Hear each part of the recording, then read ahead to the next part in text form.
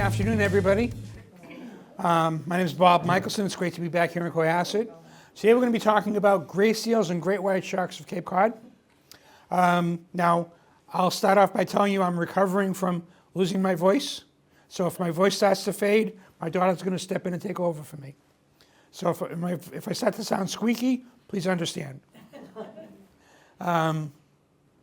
Anyway, today's subject is gray seals and great white sharks. Now, every one of my projects started off with a magazine story.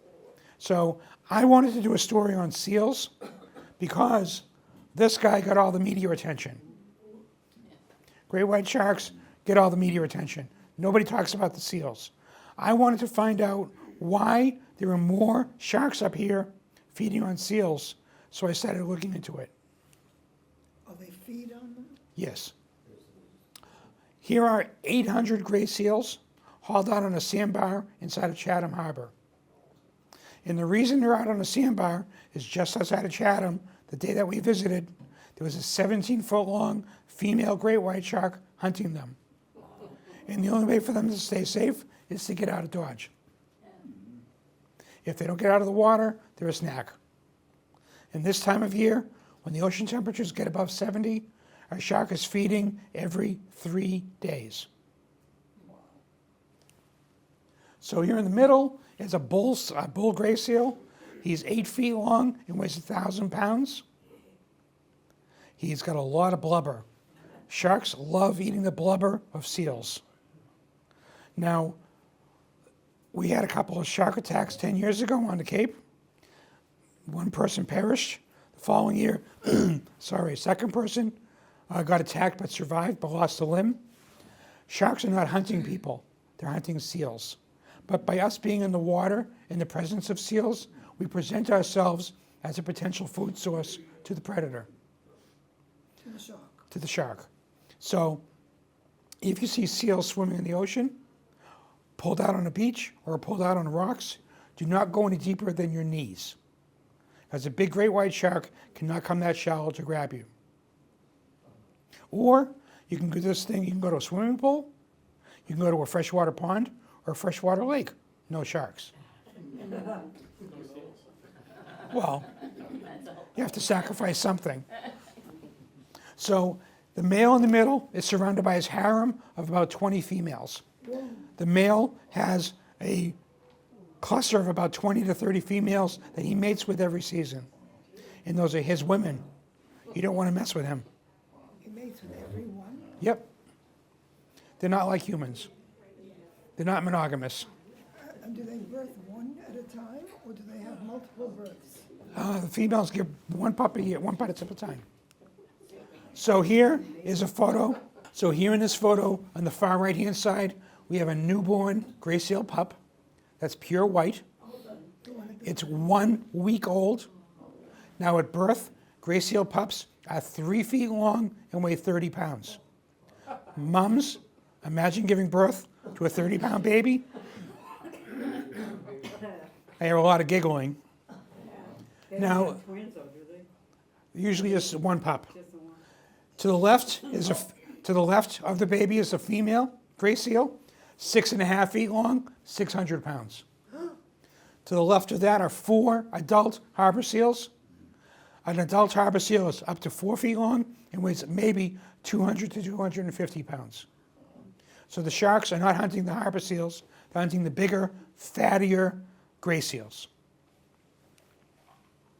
Here's a photo courtesy of Dr. Wendy Puryear, a seal researcher with NOAA out on Muskegon Island. She's with the Cummings School of Veterinary Medicine at Tufts University. Here's a newborn gray seal pup on the beach. Mom is off feeding. And every winter on this particular island, there are about 2,500 babies born in the winter. And this is over a 6-week period. I think she's asking the one that has some right on it issue.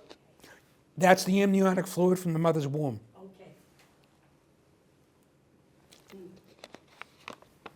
In the winter, That's the mother, right? that's the mother's in the background, the baby's yellow in the foreground. Yeah, I was gonna say. So here's the baby, here's mama. That's the baby? The baby's yellow in front, the mother's bigger and brown behind. And in the wintertime, there are no sharks, there's no threat. The sharks go, it's okay, the sharks go south for the wintertime. So in the winter months, there are no great white sharks around here. If you go up to Provincetown in the wintertime, you can go right up to the beach, and they're just like right, maybe like 2 feet away from the shoreline. But federal law prohibits you from approaching within 150 feet of any marine mammal. So you cannot get within 150 feet of a seal, a dolphin, a whale. It's against federal law. But if you go to Race Point Beach and you're just there, and you're swimming around. But don't approach them. If you change or alter their behavior, it's considered harassment. You can go to jail. All I'm saying is you can see them. You can see them. You can see them, just don't approach them. They have guards around? Funny story. A lot of the federal agencies that were responsible for protecting these animals have all lost their jobs with the current administration. So the protection that used to be in place for the marine mammals is really not there anymore. A lot of the people that had these jobs have been fired. We're not going to get into politics. So here is a, I had to be attached to 2 federal permits to do my photography. One permit I had to be attached to was to go out on Monomoy National Wildlife Refuge, which is owned by the U.S. Fish and Wildlife Service. I had to file for a commercial filming permit to do commercial photography on a federal property for educational purposes. The second permit, I had to be attached to a seal research permit with the National Marine Fisheries Service. Both of those permits took only about 6 months to acquire. I had a 6-week window from the middle of November to the beginning of February to go out with researchers while the seals mate and give birth to their pups. Now, this particular winter was not very kind. A lot of wind, a lot of snowstorms. They barely made it out to the islands to do research. I made it out one day over 6 weeks. And the night before we went out there was the biggest snowstorm to hit Cape Cod in 20 years. 3 feet of snow fell. 2017. 2017 was a very harsh winter. And 3-foot snow drifts. Well, your eyeglasses are ready. So we had to walk 1.5 miles through 3 feet of snow to get to the lighthouse on the eastern side of Monomoy, facing the ocean. It took us 2 hours to walk that through 3 feet of snow. Now, back then, I weighed 75 pounds more than I do now. I was grossly out of shape. I was exhausted by the time we got there. Now, the backstory was I showed up at the boat at 7 o'clock in the morning. The researcher showed up at 8 o'clock in the morning. I'm supposed to be in the first boat out to the island because it was getting dark at 4 o'clock in the afternoon, that time of year. I had to be on the first boat back to shore. They were staying overnight for a week. I had 1 day. So they get there at 8 o'clock and they announce, oh, we have to go grocery shopping. We'll be back in a couple of hours. And I'm saying to myself, you've got to be blanking kidding me. So we finally leave the dock at 10 o'clock in the morning. I'm on the first boat out to the island. We finally make it out to the staging area, which is the lighthouse, at 2 in the afternoon. And they tell me, Mr. Michelson, you need to head back to the boat. You're the first one back to shore. I hadn't taken a single photo. And my language wasn't very proper. I said, basically, I hadn't taken a blanking photo yet. Can I take a couple pictures before I go back? Because this is probably going to be my only day to come out here. One person who I call my snow angel said, Mr. Michelson, get your camera ready. I know where the seals. I'll get your camera ready. I'll be back in 5 minutes for you. So she goes outside of the lighthouse, goes north and east, and I go out. She takes me 100 feet away from the lighthouse. Look over there, those black dots, those are seals. Start taking pictures. You got 25 minutes. So what I see is, now the biologists are telling me, if I see seals going nose to nose, take pictures of it. Because they were sharing a virus amongst the herd.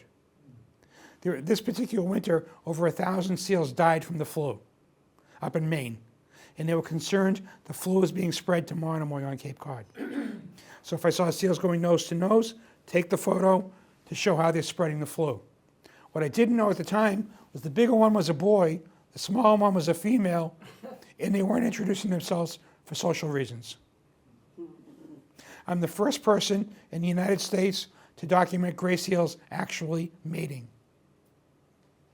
So, the male arches his back in classic behavioral style to impress the female to get together with him. That didn't work. He then pounces his 1,000-pound body on the poor woman to say, hey, you want to get together? That didn't work. And then finally, they copulated. 11 months later, she gave birth to one pup. And she's still screaming. That's funny. That's funny. Yeah, she's still screaming, get off of me! Get off of me! And they didn't see them light up a cigarette, so I can't say that. Now, in this photo, in the back is a male. To the left is a female. The one on the right-hand side is a 3-hour-old gray seal pup. As we were landing on the beach, this seal was being born. So, in the snow in front of it, you can see the fluid from the mother's womb, the amniotic fluid in the snow. It looks furrier than they look when they're adult. Oh, we're getting there. We're getting there. Oh, okay. It's all covered in yellow. That's the mother's amniotic fluid. By the next morning, the mother had licked it clean. The coat was pure white. So, brand new 3-hour-old seal pup, 30 pounds, 3 feet long. 1 week old. Gray seals go through 5 stages of development over a 3-week period, and then they're on their own. Mom finishes weaning her pups at 3 weeks of age. And then that baby seal is on its own forever. So at 1 week old, the face is now turning black. There's a little bit of black along the tail. That's a phase 2 seal pup. Phase 3, the shoulders are starting to become more pronounced. There's more gray filling in the coat. Now at this point, the fur coat is called Merigo, M-E-R-I-G-O. It's a light, fluffy coat that up in Canada, hunters kill the baby seals for their fur to make coats out of them. In the United States, they're protected, not in Canada. Phase 4 gray seal pup. Now the gray is really starting to fill in. The body's becoming more gray. The head's becoming more pronounced. The neck and shoulders are becoming more pronounced. You can see the detail of the flippers developing in the back of the animal. Now, they're gaining about 10 pounds per day. Gray seal female's milk is amongst the richest milk of all mammals on the planet. So these seals grow exponentially at 10 pounds per day. So by the time they're 3 weeks old, they've gained over 100 pounds. Here's a 3-week-old male gray seal that is now over 4 feet long and weighs over 200 pounds. He's jet black in color. Male gray seals are jet black. Female gray seals have black and white markings on their body. That's how you distinguish between the sexes. So a male is always jet black, and the male has a head that looks like the shape of a horse. So we call gray seals horse heads. The female doesn't have the horse head shape, but the black and white pattern on its coat. Here's an adult female gray seal just behind the boat in Chatham Harbor. You can see the black and white markings around the neck, so I know it's a female. Here's an underwater photo of a harbor seal.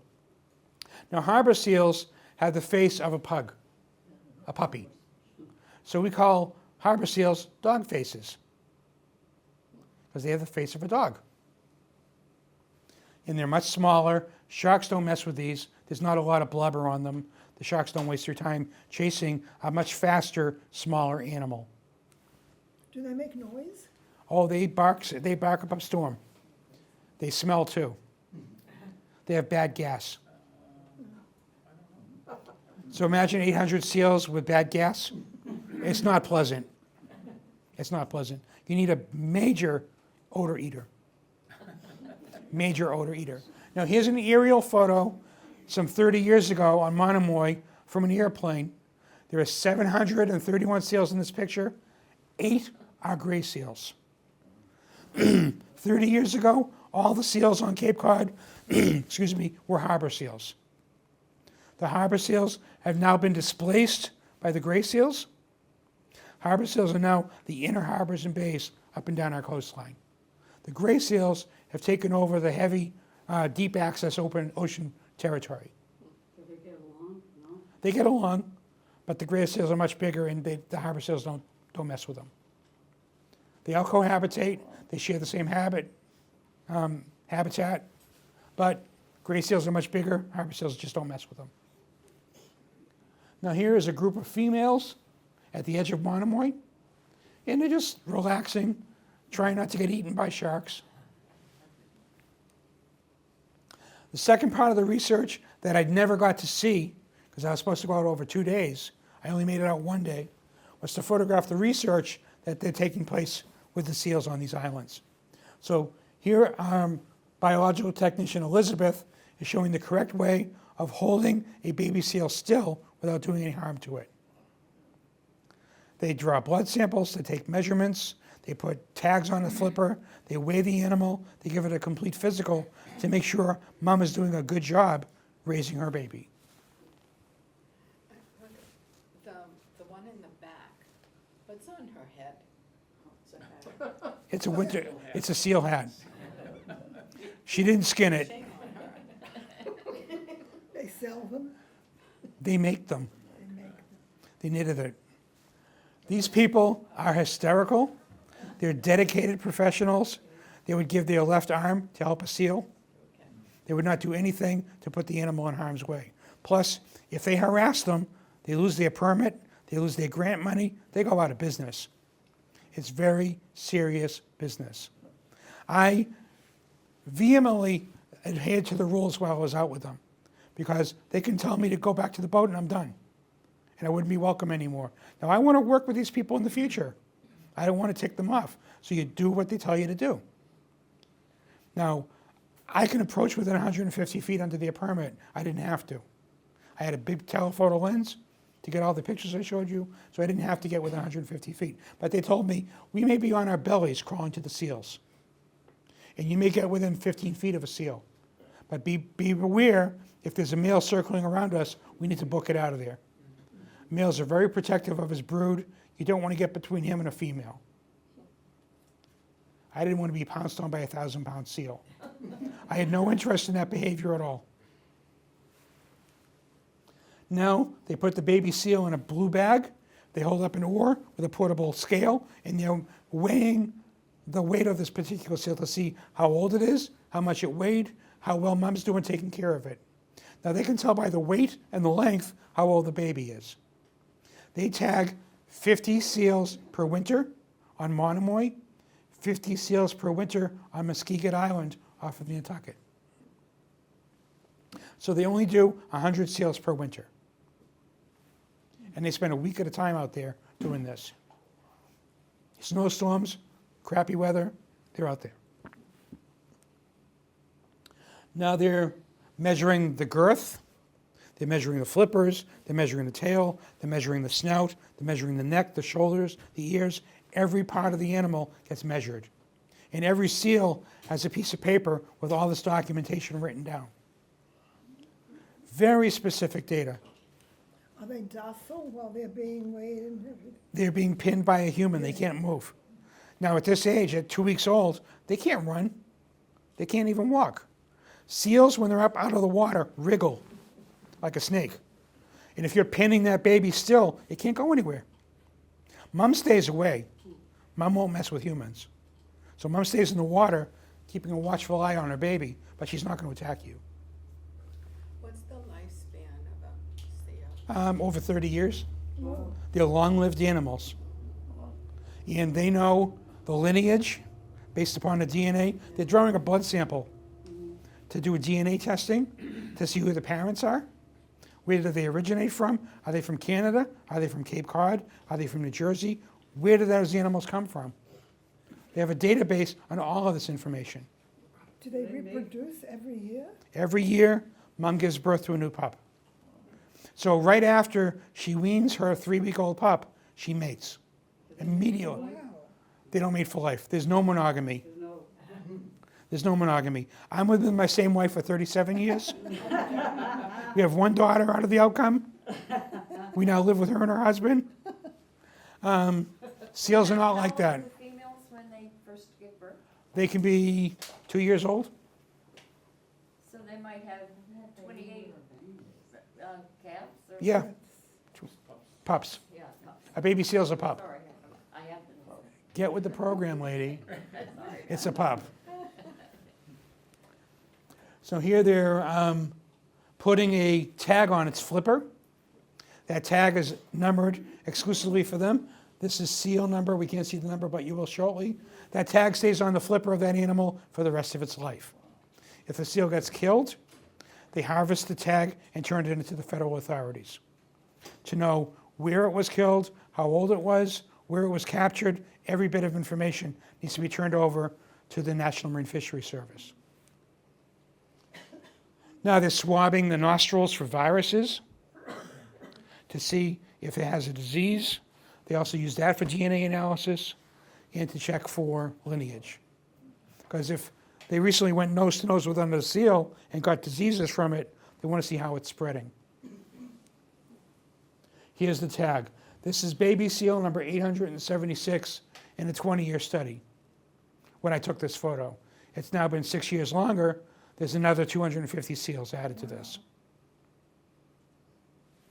So do these seals travel up and down the east coast? Do they have a range so that if another team, say in Maine, were doing what this team is doing and they put that number in a database, it could tell them that this seal originally was born in this area and they can track movements? Interesting question, and I want to know what you did for your career. teacher. Yep, my daughter's lineage. Okay, you're cool. That sounded like a teacher question. Yes, yes. Anywhere in the United States and Canada, they can tell where that seal was born, because that database is available to all researchers throughout all of North America, Canada, and the U.S. So they do have quite a range of motion up and down the coast? The seals are still expanding south from Canada at the rate of about 10% per year. Yes. I think she might be asking, like, what's their migration pattern every year? The seals that are on Cape Cod stay here year-round, Oh, okay. but they came from somewhere. They came down from Canada, or they were born here, and they've spent the rest of their lives here. Now, it used to be 15, 20 years ago, gray seals were only here in the winter months. Now they're here year-round. Well, it's so crowded in the summer, they're probably staking their claim for the next Well, summer. the gray seal population 30 years ago numbered about 8,000 gray seals. Right now, there's over 600,000 gray seals. And why are there so many more then now? Mom and Dad get together in the wintertime.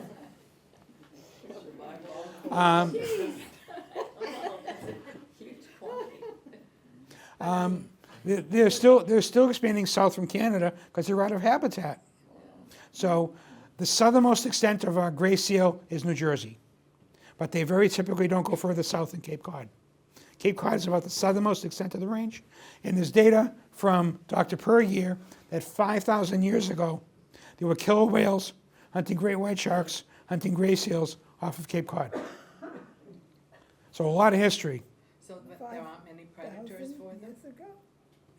There aren't many predators if their population is increasing?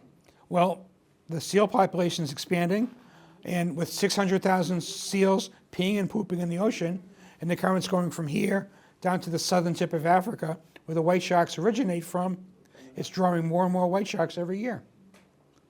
So last year, Dr. Gregory Skomal with Mass Division of Marine Fisheries counted over 800 individual great whites off of our coast. This year, that number is going up to over 900. More and more big fish are following the scent of the seals to their favorite food. Do the Canadians tag the seals too? I don't think they're tagging them, they're more interested in harvesting them. Yeah, okay. They might be. I'm not really sure. I only know what research is taking place here in the good old US of A. So the second phase of research is on both Monomoy and Muskegon Island. Researchers fly a drone at an altitude of 200 feet, and they fly grids of 200 rectangular feet. And in that grid, they count how many mother calves.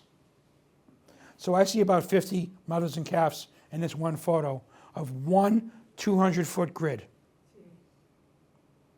And this is 1 day out of 6 weeks of mating and pup bearing. So they estimated 5 years ago, 2,500 gray seal pups were born just on Monomoy that winter. That number's gone up to over 3,000 last year. But I think to answer your question, ma'am, about why the population is expanding so drastically is because of the Marine Protection Act that's been happening, as they can't harvest them, or they can't, You can't do any harm to them. can't do any harm to them, they can't capture them anymore and to kill them for their pelts. So over time, and just with, less illness and more protection for them, even with the hunting of the great whites, they're just able to repopulate faster. So, We're gonna have more and more great whites. Oh, yeah, probably. absolutely. And then with the warming of the ocean temperatures too, they're here longer as well. So we're just seeing more of those patterns, and then they're coming over into Cape Ann, so they're not just off the coast. They're actually as far north as New Hampshire and Maine now. Right. The great white sharks are hunting gray seals as far north as northern New England, There was just something not just Cape Cod this anymore. morning on the news about the great white that's been sighted off a popular beach in Maine. Yeah. So the gray seals are now establishing more range further north in northern New England. And the, Killer whale was just spotted 3 days ago as well. yeah. And a large male orca was spotted hunting great whites just off our coastline. So Mother Nature is good at fixing mistakes that humans have caused. Humans are great at screwing up the environment. We're wonderful at screwing up the environment. And over the course of 30, 40 years, Mother Nature has righted a wrong. So what happened was, back in the 1940s, 50s, and early 60s, there was a seal pelt bounty on seals killed in Mass, New Hampshire, and Maine. You killed the seal, turned in the seal pelt, you got $5 for it by the state. That action stopped in 1968 in Massachusetts, 1969 in New Hampshire and Maine, and then the feds hopped on board in 1972 with the enactment of the Marine Mammal Protection Act. So since 1972, no marine mammal, seals, dolphins, whales, manatees, can be harassed, killed, or harmed without going to jail and losing everything that you own. Very serious fines. The problem now is those agencies charged with protecting them have all lost their jobs.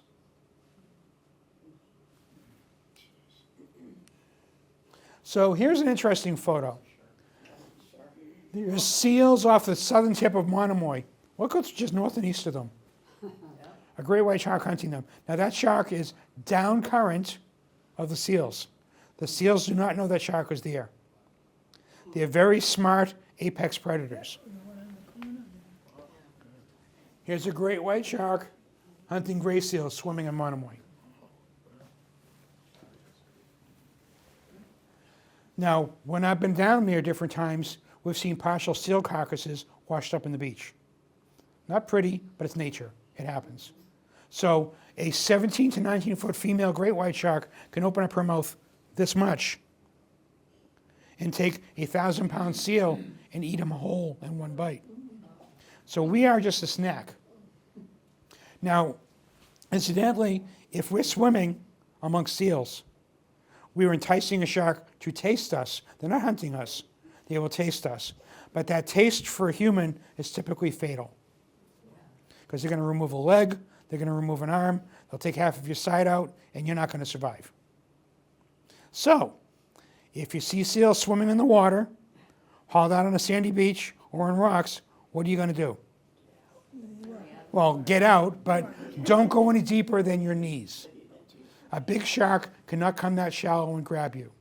If you're swimming waist deep or deeper and splashing around, that splashing action is sending a shock wave to the shark, who has sensors on its nose that you're a wounded fish in an easy meal. So if you do encounter a shark, don't splash. Keep your hands underwater. Don't start kicking your feet above the water and making splashing noises. And get out. Does it prefer the seal or human? I mean, Seals. Human, They're not hunting us. they're not hunting. We are incidental take. We had gone over 80 years without a fatal shark attack in Massachusetts. We didn't have a fatal shark attack from 1936 until 2015, when we had a surfer killed off of Eastham by a great white. And the following year, another surfer got attacked and survived, but they lost an arm. They're not hunting people, they're hunting seals. So we have to respect their space. It's their home. They were there much longer than we've ever been there. And respect that it's their space, and find a swimming pool, a freshwater pond, or a lake to go swimming in. Or stay shallow and avoid the interaction at all. Here is a smaller male. Now, smaller males are only 12 feet long and weigh 2,000 pounds. That's a small fish. So the length of this room, that's a small shark.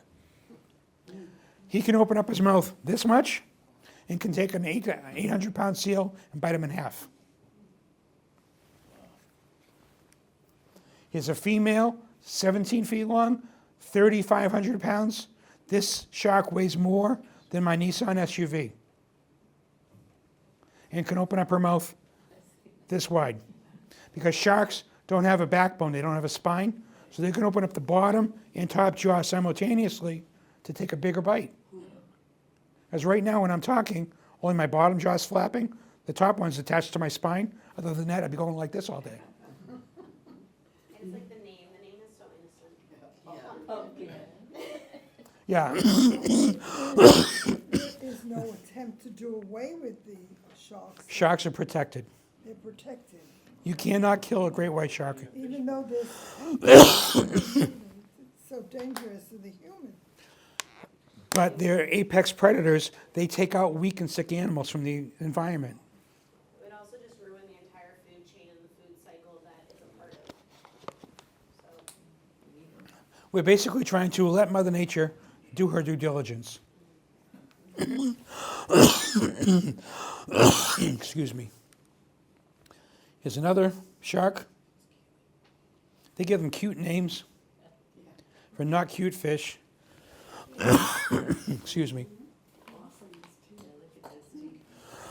am I correct that, like, hammerhead shark, this shark also has 7 rows of teeth? As what? 7 rows of teeth.